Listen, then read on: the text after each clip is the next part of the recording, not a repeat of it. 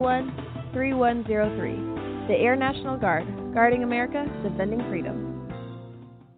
Okay. I can't believe it. I've been playing 4-on-4 with a barbershop quartet. Pass the ball, pass the rock. We're open, just pass the ball.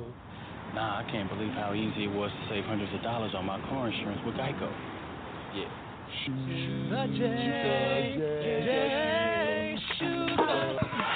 Believe it, Geico could save you 15% or more on car insurance. Morning face. You get it when you don't sleep well. This is what happened to Linda. Morning, guys. Good morning. Ah, what is that thing? It's me, Linda. Oh my God, it talks! Run! No, it's me, Linda from HR. It looks hungry! Save the children! Save them! Stay back! I've got mace! Ow, that went in my eyes. Quit moving! It's called beauty sleep for a reason. And there's never been a better time to get some. Get 20% off IKEA Sultan mattresses. IKEA, love your home.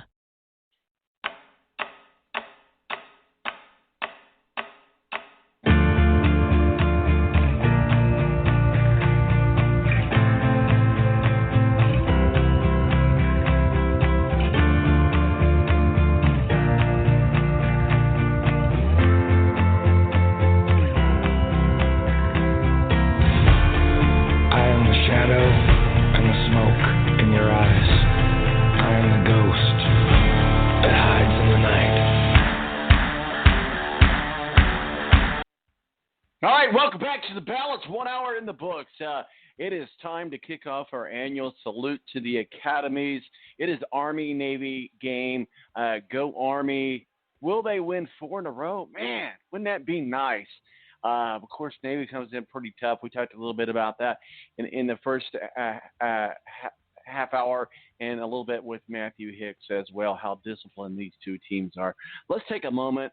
Let's salute our academies. And what we're going to do here is something a little bit different. Very personal time for me. I'm an Army guy. My son's in the Marines, multiple deployments to Afghanistan. You don't know how free our freedom is. And this week, I don't care what side of the fence you are on with Donald Trump. He's still our commander-in-chief. Whether or not you like it or not like it, it is the fact. And today, the Commander-in-Chief's trophy will be given away. And Donald Trump will be there. A lot of ceremonial stuff goes on. Maybe you don't know. Maybe you don't understand. Take some time today to watch this game and enjoy your freedom. So what we're going to do here is we're going to just play some sound bites to kind of set the theme, if you will. What we're going to do is we're going to play a little sound bite here that talks a little bit about some of the things you may not know about the Army-Navy game. And then we're going to go through day one of the West Point, the Naval Academy, and the Air Force Academy, and we're going to end with TAPS. And then we'll go into our last half hour with Ed Kracz, beat writer for the Philadelphia Eagles, and Mo from the BS Sports Show. We salute the military. We support them here, and let's get this underway. Our salute to the academies starts now.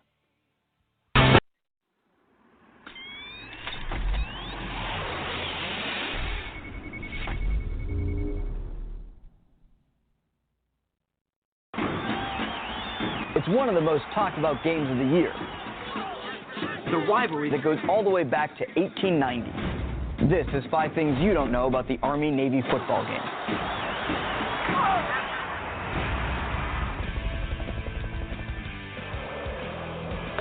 Black 611, we got him moving. We're going back to buttoned up.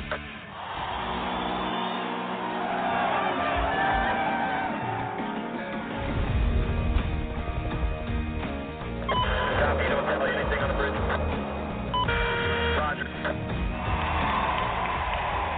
The Army-Navy game is one of the most enduring rivalries in college football. But before this historic matchup started, Army didn't even have a real football team. What happened was, in 1890, Army cadet Dennis Mitchie wanted West Point to start a football program. So to convince the school to do this, he got several friends who played on Navy's football team to challenge Army to a game. Well, Mitchie got to put his team together, and he served as both captain and coach for it. But because he was the only Army player with any real experience, the Navy midshipmen won a resounding 24-0 victory. Mitchie, however, was not discouraged by the loss. The following year, he stayed on as captain and, with the assistance of another coach, helped lead Army to victory, beating Navy 32-16. Today, for his role in helping start both the Army football program and the rivalry, Mitchie is often referred to as the father of the Army-Navy game, and West Point's Mitchie Stadium is named in his honor. Red 2 directly in front of us, sir. Let's be advised, red directly to our front right now. In November 1952, Dwight D. Eisenhower was elected the 34th President of the United States. A decade before that, he was appointed Supreme Allied Commander in Europe during World War II. And 3 decades before that, he secured himself a spot on Army's football team. In fact, as a running back and linebacker on the 1912 team, Eisenhower holds the distinction of being the only president in history to play in the Army-Navy game. He wasn't, however, the only great general to play. Another celebrated World War II hero, General of the Army Omar Bradley, was actually on the same team with Eisenhower.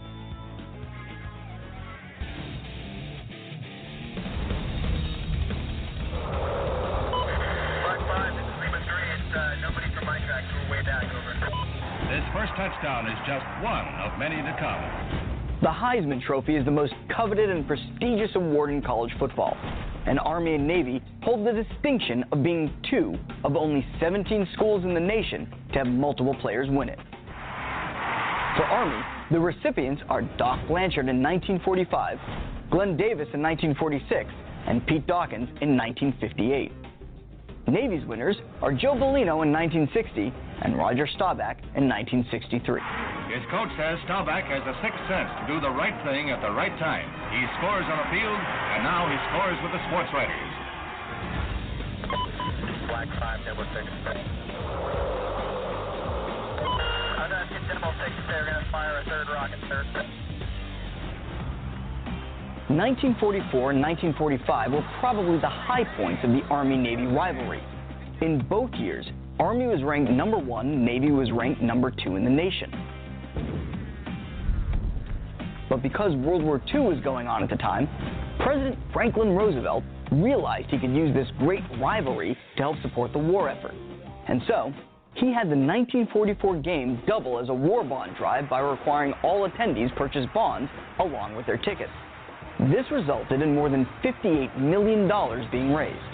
As a side note, when Army beat Navy 23-7 in that year's game, General Douglas MacArthur, who himself had once served as a manager of Army's football team, actually sent Army's head coach a telegram from the Pacific.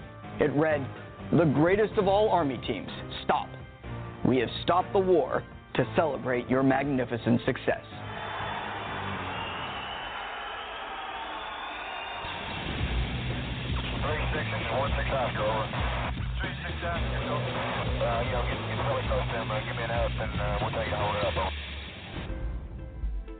On November 22, 1963, the world was shocked by the news of the assassination of President John F. Kennedy. And in the days that followed, all sorts of national events, including the Army-Navy game, which was scheduled for November 30th, were suddenly canceled as the nation went into mourning. Well, that might have been the end of that year's contest, were it not for the fact that First Lady Jacqueline Kennedy requested the game be rescheduled. You see, JFK, who was himself a World War II naval hero, was a huge fan of the event. So rather than cancel it, his family realized the game could help the nation heal. So, on December 7, 1963, Army and Navy finally met in front of a crowd of 102,000 people. The box that President Kennedy would have sat in was decorated in black rosettes and flag bunting and left empty as a silent tribute. And after an incredibly intense and emotional contest, Navy walked away with a 21-15 victory. By the way, that game was played in Philadelphia at what was then known as Municipal Stadium. The following year, that stadium was renamed John F. Kennedy Stadium in memory of the president. As John F. Kennedy Stadium in Philadelphia, the cadets of Army face the midshipmen of Navy. It's a long-lasting tradition that the President of the United States will spend one half of the game sitting on Army side and one half of the game sitting on Navy side.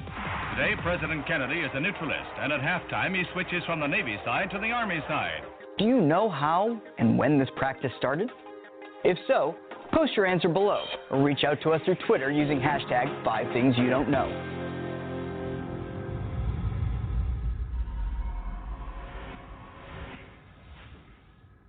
And we continue our salute to the academies. 5 things you may not know about the Army-Navy game. One of the best games to watch. And just as a free American, you don't have to know anything about football. Just support your troops. So what we're going to do now, we're going to take you through day one. So we're just going to kind of roll through this. I'll just kind of do a quick intro to each day. We're going to do day one at the academies, and then we'll finish off with TAPS before we move on with the show with Ed Kracz and Mo from the BS Sports Show. So we're going to start with day one at West Point.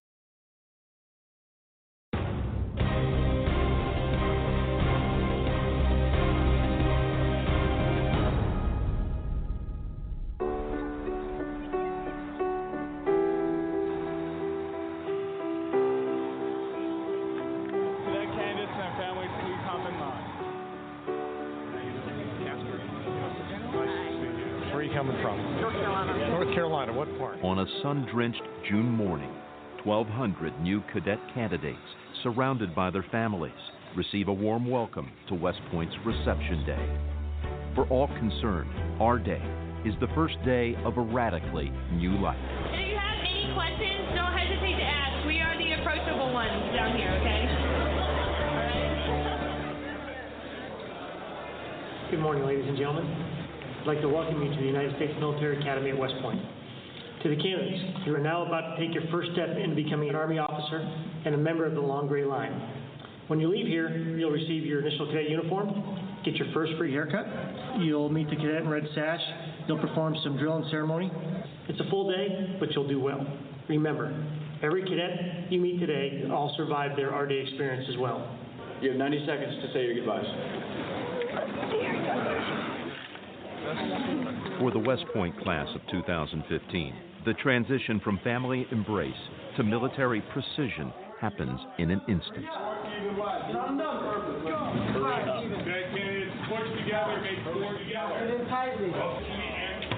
your eyes straight. Do not look at us. Look at the board. Be prepared to move. Let's go. Let's go. Move. The basic goal of our day is shocking you that you are now at West Point. You're no longer at home. You're not going to laugh anymore, right? You're not going to smirk off anymore. Yes, sir. I'm Sergeant. 2 bars and a great showman sergeant. Get back in line. Let's go. Introducing you to the academy and a military lifestyle, inculcating you from high school student and civilian to soldier. And nothing screams soldier quite like a buzz cut. How are you? Doing all right. How are you, ma'am? Good. Good. I just take a breath. Welcome to my chair. My name is 2 Minute Kit, because I can take it off faster than you can grow it. It's over here. Where are you from, Curly? He's from Texas. Wow, all my exes are from Texas. Yeah. Mine too. For the newly shorn cadet candidate, there is no time for regret. Next up, a march into the red sash buzzsaw. This rite of passage requires the new cadet to perform one seemingly simple task. Step up to a senior cadet in a red sash and correctly recite an assigned sentence. New cadet, step up to my line, not on my line, not over my line, not behind my line. The cadet with the red sash, it's a nerve-wracking moment. New cadet, report.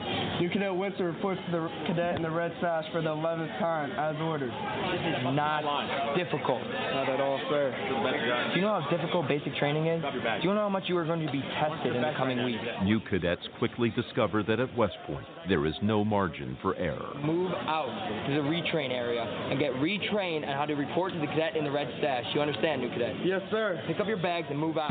I'm not trying to make you fail. I'm not here to haze you. I'm not here to play games with you. You simply have to say one sentence correctly and report to me. Pick up your bags and move to the retrain area. Move out to the retrain area and fix yourself. Sir, new cadet Winston reports to the cadet in the red sash for the 12th time as ordered. You're on my line, new cadet. You're still on my line, new cadet. You are in the Army now. We are not part of the Navy. We aren't civilians anymore for that matter.